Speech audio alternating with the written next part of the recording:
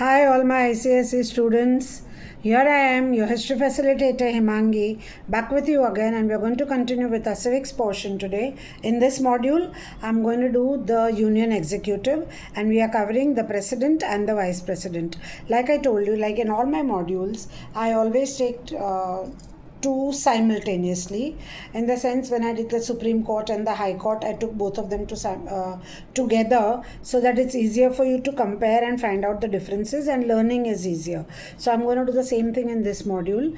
We are going to have the similarities, and wherever there is a little point of difference, that also I'll be giving you. So we are doing the President and the Vice President together, and they are both a part of the Union Executive. And before I start, as usual, I'll be giving you my notes. So here's a pic for you all.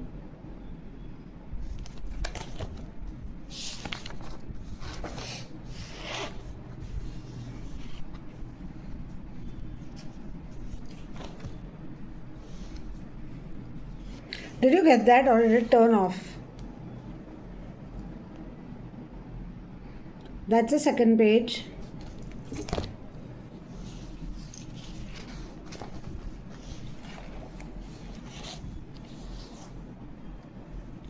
Page number 3. I know it turned off, so I'm numbering it. And this is page number 4.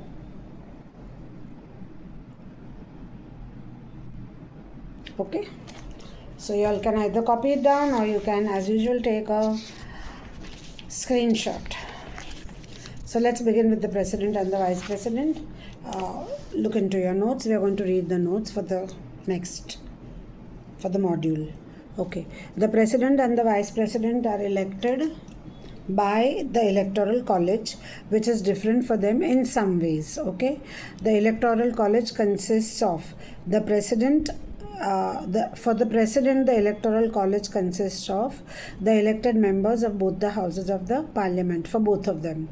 But the President has something extra, and the elected members of the state legislature, including the National Capital Territory of Delhi and the Union Territory of Puducherry. So for the President, we have even the state legislatures involved, even the Union territories involved. Then we come to the elections are held in accordance with the system of proportional representation by means of a single transferable vote. What is the meaning of single transferable vote? We'll be doing immediately. The voting is done by a secret ballot system.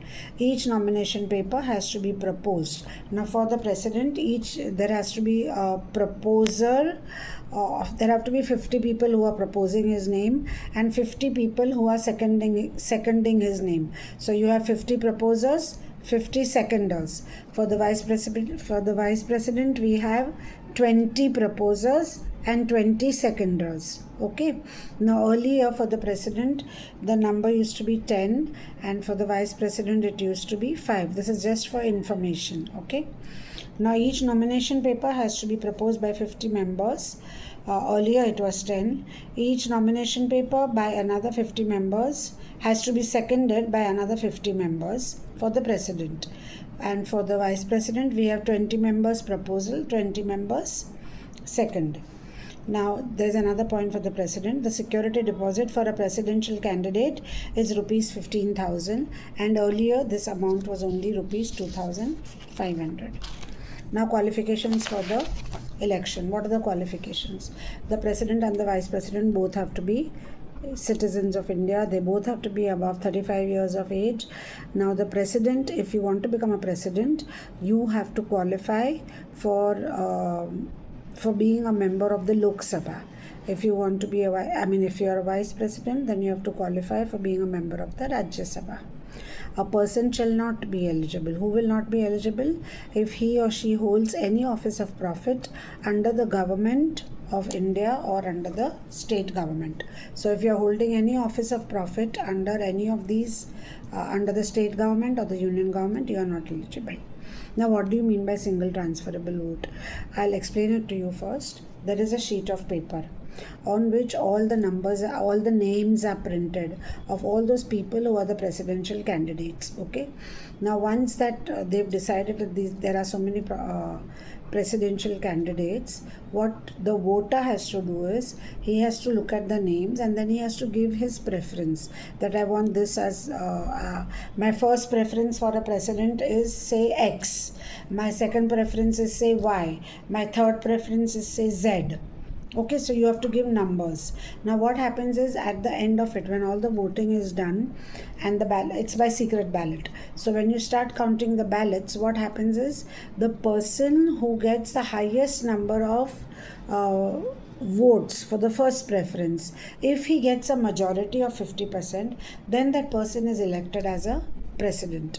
What happens if there is no first person who gets as the first preference? Then what will happen?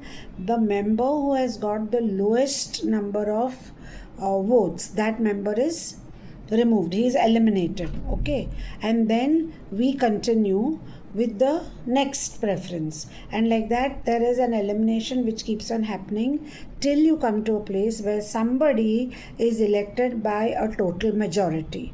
The person who is elected by a total majority, that person will become the president. Okay, all the candidates are listed and the voter or the elector gives them numbers according to his or her preference. After all the votes are cast, the first preference votes are counted. If any member gets more than 50% of the votes, he or she is declared as elected. If no candidate gets a majority, then the candidate with the least votes is eliminated. This process of elimination continues until a candidate gets an absolute majority. So till you get a candidate with an absolute majority, till then this process of elimination will continue. Now, why is there indirect election, especially for the president? The reason is that there could be a domination of one party. Like for example, if in the Lok Sabha, say a particular party A has got a majority, and if only the Lok Sabha will decide, or only the Lok Sabha and the Rajya Sabha decide, then obviously because the Lok Sabha has more members, then their candidate will come up. Now if their candidate of that winning party, so if the candidate of the winning party is declared as a president, then he becomes more like a nominee of that party, like a prime minister. Like who is the prime minister is always the leader of the elected party, the leader of the elected majority. So if that happens, then he will not be called a president, isn't it? So if you want to call him a president, then there has to be an equal right given to not only the houses of the parliament but also to the state legislatures. Okay, so that is the reason the membership in the two houses could be dominated by one party, to ensure that he does not become a nominee of the ruling party and represents the union of the states also. Therefore even they have a part to say. The electoral college has members for the president. The electoral college has members for both the houses of the parliament and the legislative assembly of the states. Thus he or she becomes the elected representative of the whole nation, with a clear voice given to the states. Children, you all will understand that when I'm giving you my notes, if you see, I have marked a divider like this. Okay, this page, then even in the page before that, I have made it into a table form. So now when I make it into a table form, this point that you see, this point that you all can see, this is a common point, okay, for both the president and the vice president. It's a common point, right?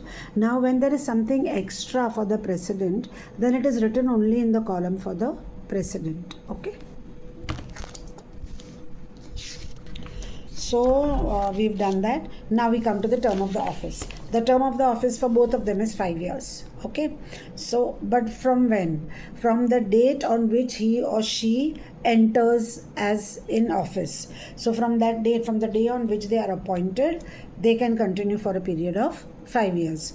Now on the expiry of the term, he or she shall continue to hold office till the next successor takes charge. So ऐसा नहीं है कि अगर 5 years get over, then the president will just vacate his office and walk off and the country will be without a president. No, that does not happen. We have to wait that president will continue till the next president steps in and takes his oath, his or her oath. Till then, that president has to continue. The office of the president or the vice president is not just vacated. Okay. Now the oath of office.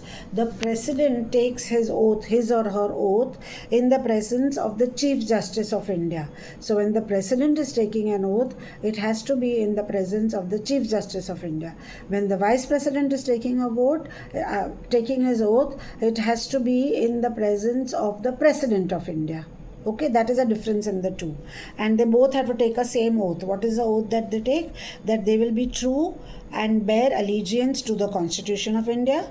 And second thing, to faithfully discharge his or her duties. If he or she is the president, he will perform all the duties of a president. If he or she is a vice president, he will perform all the duties of the vice president. Okay. Now, vacation of office. What do you mean by vacation? To vacate your office means to empty the office. First of all, the president and the vice president can be removed only if the constitution is violated, and not that they can just be removed. The constitution is violated, you have to prove it. So the process of proving the violation of the constitution by the president or the vice president is called as the impeachment, the process of impeachment. And only if this impeachment process is carried out and it is proved, only then the president or the vice president will resign. Otherwise, they will not vacate their office. Okay, now what if for some reason, say maybe for reasons of health or for personal reasons or for whatever, the president or the vice president want to vacate their office? Then what will happen? They have to submit a resignation. And they will submit a resignation to whom?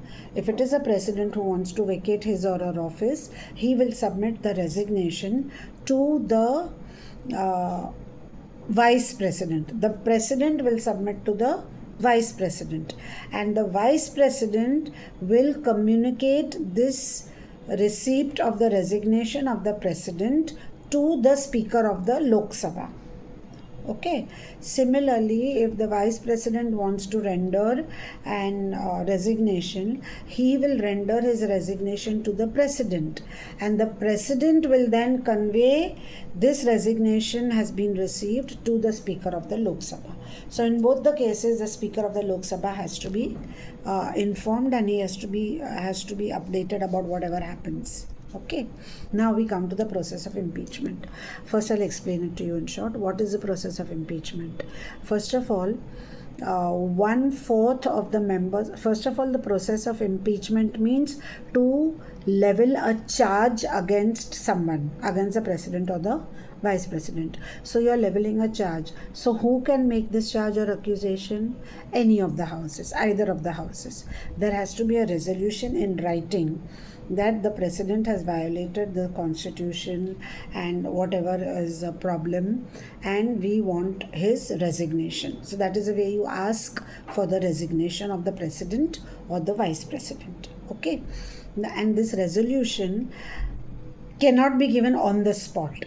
The resolution has to be given 14 days in advance. There has to be a 14-day notice period to that particular house to tell them that we are going to move such a resolution. This gives a chance to the other members to think about the resolution, whether they want to support the resolution or they don't want to support the resolution. What is the reason or what is the impeachment that they are telling the president has done? Okay, so this gives them 14 days chance to think whether it is true or whether it is not true, whether they want to support or they don't want to support, or they want to argue out the matter. Okay, this entire thing. Now see what happens is, then if that house passes the resolution. Now how do you pass a resolution? By a majority, but here it is not a simple majority. It is a majority by 2/3 of the total strength of that particular house. Now we all know, we have done in the Union Parliament, the Union Legislature, I have taught you all that the Lok Sabha has more members and the Rajya Sabha has lesser members. So what happens is that the entire strength of the Lok Sabha, 2/3 of the strength of the Lok Sabha have to agree that we want to pass this resolution. Only then the resolution will pass. Otherwise, it will not pass. Now, once it is passed, it can be generated in either of the houses. If the Rajya Sabha generates it, then the Rajya Sabha 2/3 have to say that we want this resolution to be carried out, the impeachment process. Now, what happens? Once this particular house has passed, it will go to the next house. It is not that one house passes and then everybody sits back. No, it has to go to the next house. When it goes to the next house, at that house, there will be an investigation into the charges. They will investigate the charges. And when the charges are being investigated, at that time, the president or the vice president against whom the impeachment process is being carried out will have a say in the matter, and they can put up whatever they want to say. Once this entire thing is completed, then and the second house also feels that yes, we need to the president or the vice president need to step down, then they will say that the charge is sustainable. Once they say that the charge is sustainable, at this point I would like to remind you all about the impeachment process in the judiciary. Now, both are different in the charges that is leveled against them. If you remember, in the judiciary, when I had done the judiciary with you, I had taught you all that the judges of the Supreme Court and the judges of the High Court are also removed by the process of impeachment. They cannot suddenly be removed. Okay. So now, what is the process of impeachment in the Supreme Court? If you remember, first of all, a judge, when you are leveling a charge against a judge for impeachment process, then at that time what you have to do is, it has to be proved misbehavior or incapacity. Okay, and here when you're talking about the president and the vice president, it is a violation of the constitution. So the charge being leveled against them is different. When we talk about the Supreme Court judges, we are talking that they have to be removed in a joint session by a majority of 2/3. So there is a joint session. When we talk about the High Court judges, we are saying that the charge is moved in both the houses separately, and it has to be passed by both the houses. Okay, so that is a difference I want you all to remember and keep that in mind. So what is the impeachment process difference in the two? The charge itself is different in both the cases. For the executive and for the judiciary, we have different charges. Okay, and with that I want you all to come to your textbook, and we have the picture of our present president Draupadi Murmu, Srimati, and I wanted to look at that. Then there's a picture of the Rashtrapati Bhavan given to you, and when you turn the page, you have another picture of the Rashtrapati Bhavan, which is from close up. So like you can see it more close. So please remember it's the same thing. And then we have a picture of C.P. Radhakrishnan, who is the Vice President of India. So please remember to go through all these pictures. They are important and you must know them. Okay. So with that I come to an end of this module, and children, please learn and remember that civics, you will have 3 questions, and from that section you have to answer any 2 questions. Okay. You will have 3 questions, one from the Union Legislature, one from the Union Executive, one from the Judiciary. You have to answer any 2 of them. So with that, here's Himangi wishing you all a goodbye, and do study very hard, all of you all. Bye children.